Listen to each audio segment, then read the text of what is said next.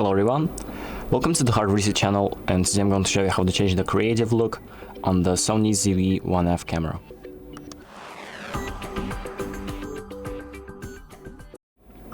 So the first thing that we're going to do is open up the settings by pressing the menu button.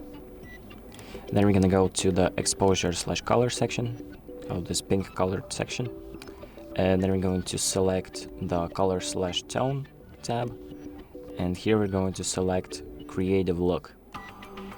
So here, if we take our lens cap off, you can see a preview of what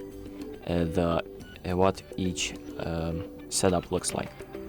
So as you can see, I'm changing it, and the looks of my photos are changing too.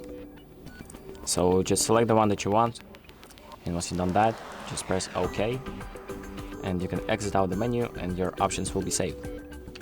So that's about it. Thank you for watching. I hope this video helps you, and make sure to like and subscribe.